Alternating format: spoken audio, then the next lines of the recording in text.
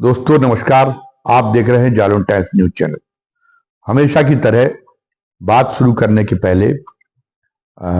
आपसे वही एक गुजारिश करनी है, निवेदन करना है, अपील करनी है कि आप हमारे चैनल को सब्सक्राइब करें। इसमें जो घंटी की आकृति का बटन है उसको दबाएं ताकि जो भी नया वीडियो हम डालें उसकी सूचना आपको तत्काल मिल जाया करे। आप हमारे वीडियो को लाइक करें और कमेंट बॉक्स में अपनी प्रतिक्रिया भी लिखना न भूलें। आपकी प्रतिक्रियाओं को हम बहुत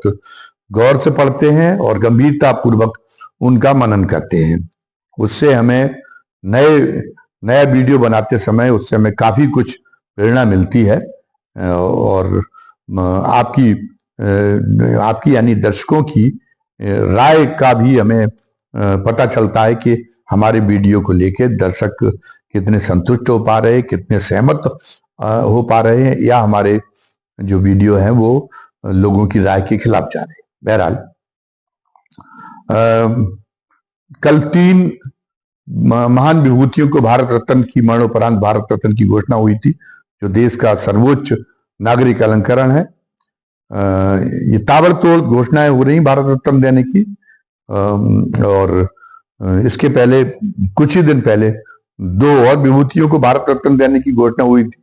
जिसमें बिहार के पूर्व मुख्यमंत्री कर्पूरी ठाकुर को मरणोपरांत भारत रत्न दिया गया था, और उसके बाद में जो है लाल कृष्ण आडवाणी जी को उनके अपने जीवन काल में ही भारत रत्न देने की घोषणा की गई, जो कि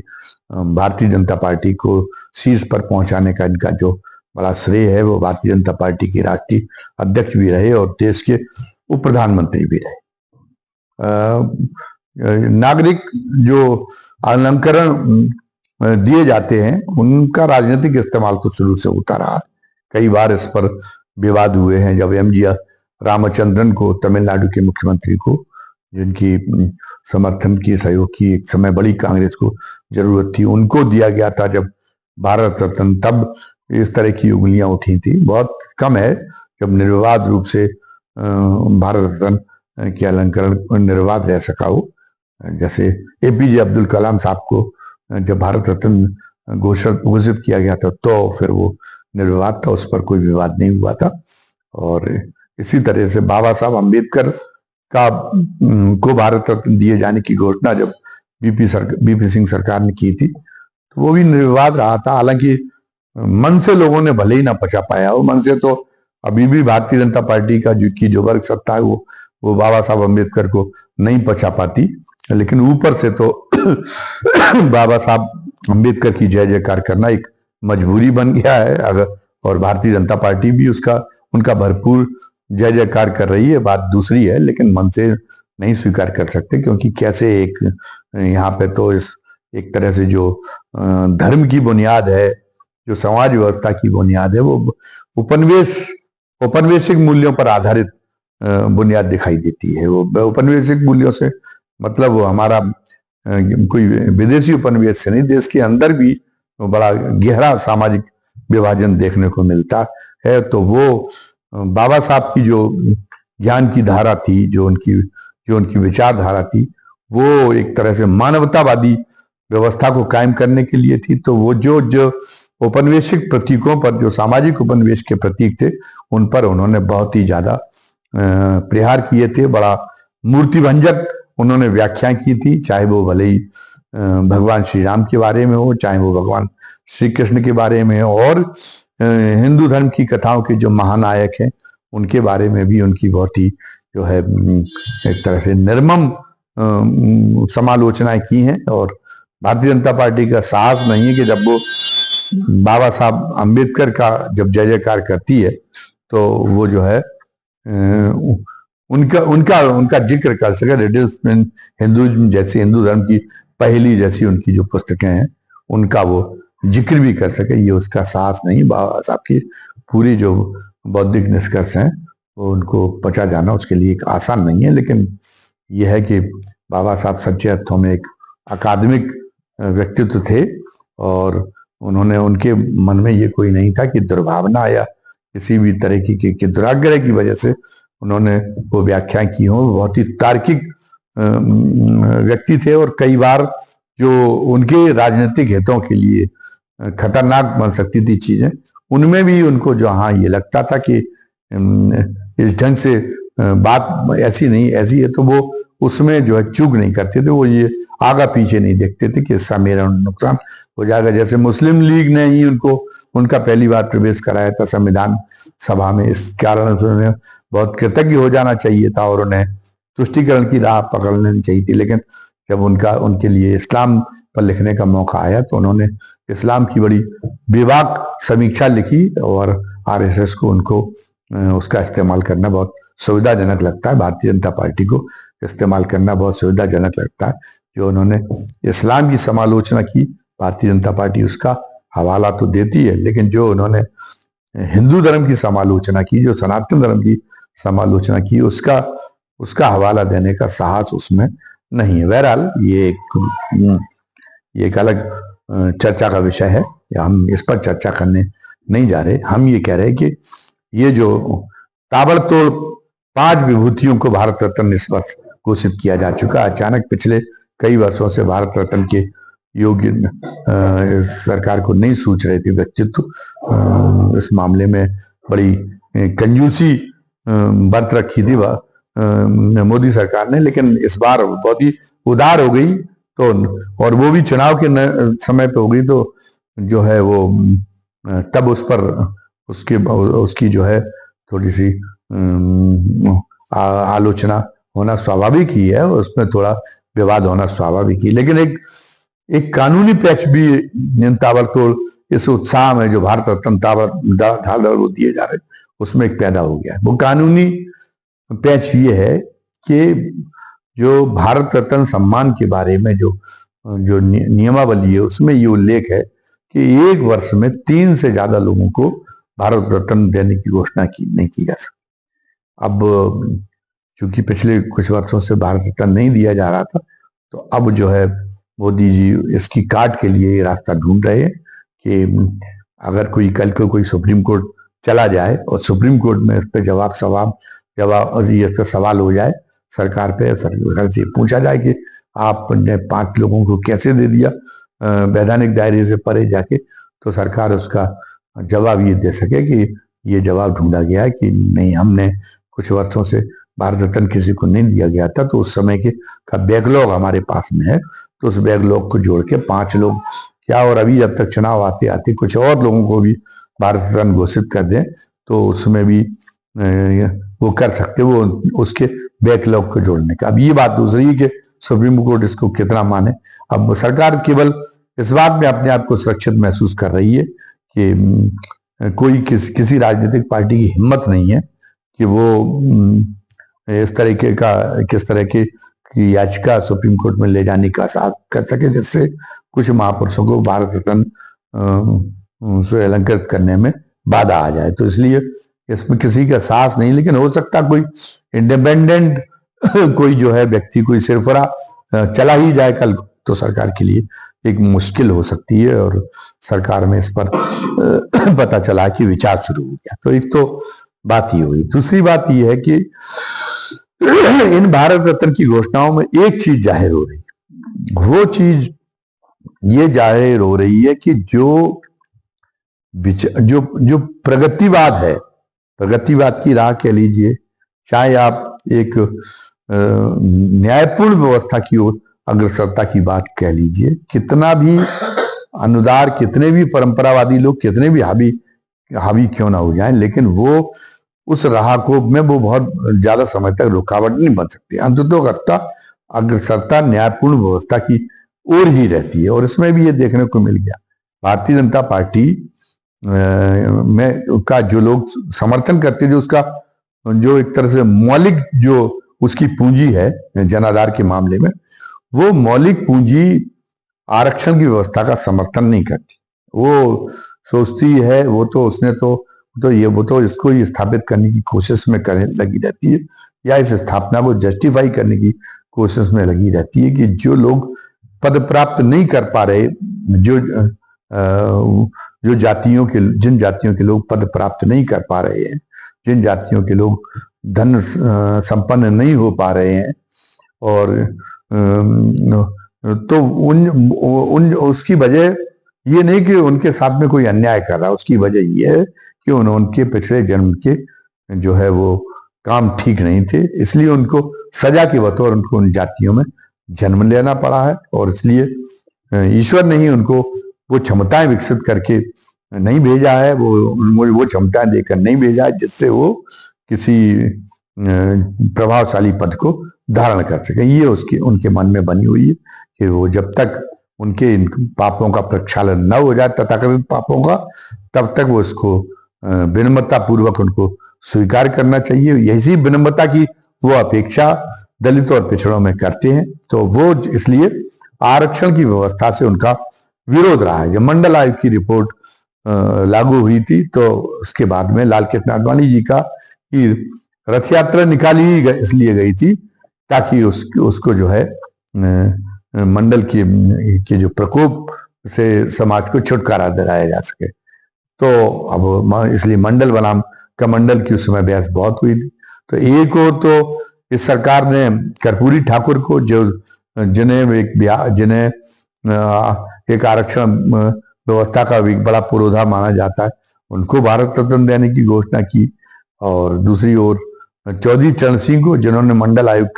का गठन कराने का श्रेय जिनको है, उन चौधरी चरण सिंह को देने की घोषणा की। दूसरी ओर लाल कृष्ण आडवाणी जो इस मंडल प्रकोप से बचाने के लिए निकले थे, जो सामाजिक न्याय की दिशा है, उस सामाजिक न्याय की दिशा को उलटने के लिए निकले थे, उनको भी भारत रत्न घोषित कर दिया। और नरसिंह राव की सरकार, जिनकी अल्पमत की सरकार, और वो सरकार ने कार्यकाल पूर्ण करने के लिए कैसे कैसे अनैतिकताओं का सहारा लिया, जैसे झारखंड मुक्ति मोर्चा रिश्वत कांड उस समय आया था, तो किस तरह से सांसदों की खरीद फरोख्त की प्रथा उस समय ही शुरू हुई थी। और उस समय ही सांसदों को प्रलोभित रखने के लिए, ताकि वो मध्यावधि चुनाव की कोशिश न करें, और सांसद निधि और वेतन, उनके लिए पेंशन की घोषणाएं, ये सब जो प्रावधान उसी समय किए गए थे, जो संविधान के दायरे से परे रखी थी। क्योंकि जो सांसद निधि है, अब सांसद को तो कोई एग्जीक्यूटिव पावर नहीं होती, लेकिन सांसद निधि में तो एक तरह से विकास कार्य वो करा रहे, तो विधायी कार्यों के अलावा उनके पास में एग्जीक्यूटिव पावर भी आ गई। लेकिन उस सब की परवाह न करते हुए और उन्होंने ये प्रावधान किए थे जिन पर आज भी आपत्तियां उठाई जा रही। तो पर वो नरसिंह राव की सरकार ये थी कि उन्होंने जो मंडल की वजह से जो तूफान आया था, जो सामाजिक तूफान आया था, उनकी सरकार उस सामाजिक तूफान को थामने में बहुत हद तक सहायक हुई। तो इस वजह से भी ये उनको जो है, उनको ये पुरस्कार है, तो बड़े विरोधाभासी पुरस्कार है। और ये मोदी सरकार आई थी तो उससे जो भारतीय जनता पार्टी की वर्ग सत्ता थी, वो बार बार उसको याद दिलाती थी कि वो जो है वो इस आरक्षण व्यवस्था को समाप्त करके और योग्यता के समुचित प्रवाह का, वो योग्यता के समुचित प्रवाह ही कहते हैं, तो वो जो है उसका रास्ता प्रशस्त करे। लेकिन अंत में वो भी व्यवस्था की भागीदारी के सिद्धांत का पालन करने के लिए बाध्य हुई। और वो भी जो राजनीतिक जो पद बांटे जा रहे भारतीय जनता पार्टी में, उसमें तो बहुत हद तक जिसकी जितनी संख्या बारी उसको उतनी भागीदारी उसी जैसे का पालन हो रहा है। ब्राह्मण चीफ मिनिस्टर के नाम पे अकेले राजस्थान के में भजन लाल शर्मा रह गए, जबकि एक जमाने में 70 ब्राह्मण चीफ मिनिस्टर ही होते थे। और भजन लाल शर्मा भी पहली बार के विधायक हैं वो है, तो वो कितने प्रभावी, जो ब्राह्मण समुदाय जिस अपने एक प्रभावशाली नेतृत्व की अपेक्षा करता, वो उस अपेक्षा की पूर्ति करने में कितने समर्थ कहे जाएंगे, इसका अंदाजा तो आसानी से लगाया जा सकता है। तो ये है कि वो एक चल रहा है, वो जो मंडल आयोग की रिपोर्ट लागू होने के बाद जो सामाजिक न्याय का आंदोलन, सामाजिक न्याय के आधार पर परिवर्तन की जो दिशा, जिसने उस परिवर्तन की दिशा में जो दिशा पकड़ी थी, आज वो दशा में भारतीय जनता पार्टी की सत्ता रहते हुए भी वो उस दिशा में बहुत तेजी के साथ में आगे बढ़ रही है। ये बात जो न्यायपूर्ण व्यवस्था की सर्वोपरिता को सिद्ध करती, न्याय व्यवस्था की प्रभाववत्ता को अपने आप एक सिद्ध करने वाली बात है। और बहुत आश्चर्य नहीं होगा यदि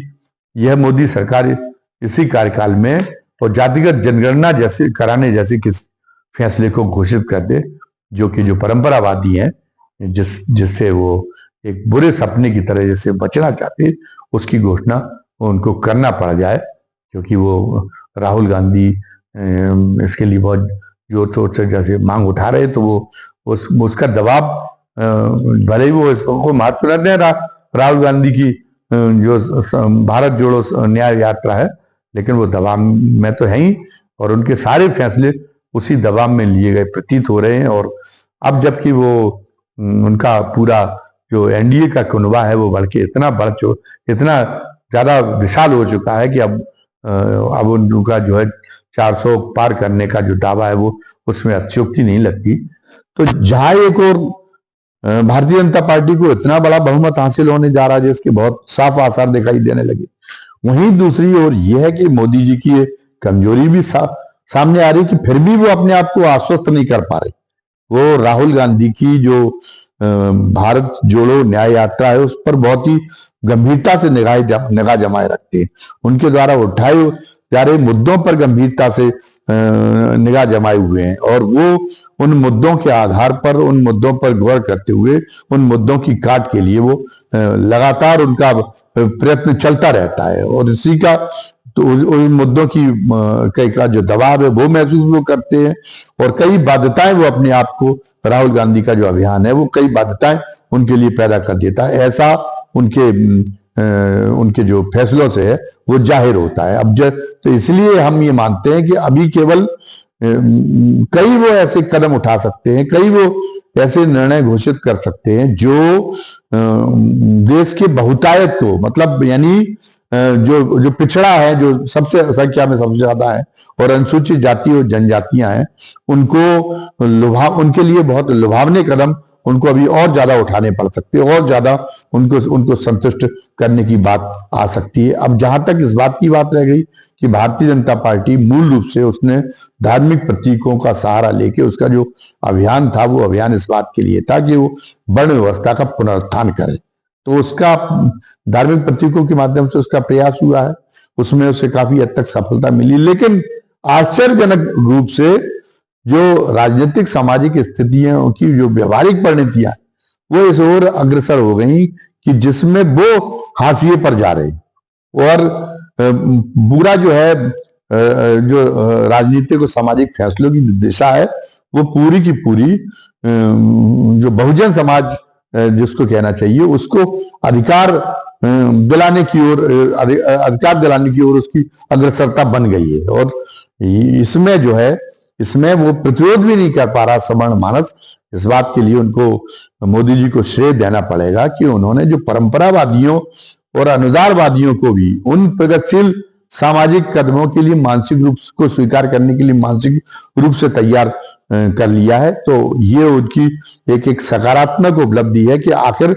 मंडल आयोग की रिपोर्ट, सामाजिक न्याय के सारे आंदोलन जिसमें बसपा भी शामिल है, उसको जिस तार्किक परिणति पे पहुंचाना चाहिए, तो उसके जो सूरमा थे वो तो नहीं पहुंचा पाए। बीपी सिंह को तो एक तरह से कुजात सामाजिक न्यायवादी मान लिया गया था, तो इसलिए तो उनको सामाजिक न्याय के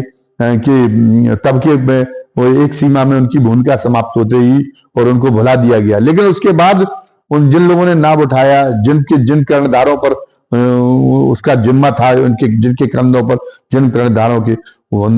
कर्णधारों ने भी बड़े व्यवस्था की बात के साथ समझौता कर लिया था। वो भी उसको तार्किक परिणति पर पहुंचाने के पहले ही सामाजिक न्याय की धारा को और मतलब फिसल गए थे, चाहे वो मुलायम सिंह हो और चाहे वो दूसरे नेता हो, चाहे वो जो भारतीय जनता पार्टी के साथ बहुत पहले आ गई थी राष्ट्रीय जनतांत्रिक गठबंधन में जदयू जैसी धारा हो, चाहे वो उधर कर्नाटका में एचडी देवगौड़ा हो, तो वो सबके सब फिसल गए थे। लालू नहीं फिसले, तो लालू को राजनीतिक रूप से निरुपाय कर दिया गया, उनको सजाएं दिलाकर वो जो चारा घोटाला कांड में उनको राजनीति से बाहर ही कर दिया गया, राजनीति के मैदान से। मायावती जी है तो मायावती जी की तो विचलन साफ स्पष्ट, उस पर तो कोई कहने की जरूरत ही नहीं। वो मायावती जी तो आखिरी में वो हाथी नहीं गणेश है, ब्रह्मा विष्णु महेश है, इन नारों से बहुत अपने आप बड़ा वो नारे उनको बहुत सुख पहुंचाने वाले हो गए थे, बड़े आनंदित कर देने वाले हो गए थे। वहां पे वो अयोध्या से इस बार जो उन्होंने उत्तर प्रदेश विधानसभा का 2022 का जो अभियान था की शुरुआत ही उन्होंने जय श्री राम के नारे के साथ और वहां से कराई थी, अयोध्या से कराई थी। तो इसलिए वो तो विचलन की बहुत पहले शिकार हो गई थी, उनसे तो उम्मीद ही थी नहीं थी। लेकिन समाज की देखिए जो द्वंद्वात्मकता है वो कैसी है वो जो है विरोधाभासों के बीच में कैसे जो है एक सही दिशा में चीजें अग्रसर होती हैं, ये भारतीय जनता पार्टी को में देखने को मिल रहा है कि एक वर्ण व्यवस्था पार्टी और वो सामाजिक न्याय की पूरी राजनीति को एक तार्किक परिणति पर ले जाने का संवाद बन रही है। फिलहाल इस पर चर्चा हम आगे भी जारी रखेंगे, लेकिन अभी इतना ही। धन्यवाद। जय हिंद, जय भारत।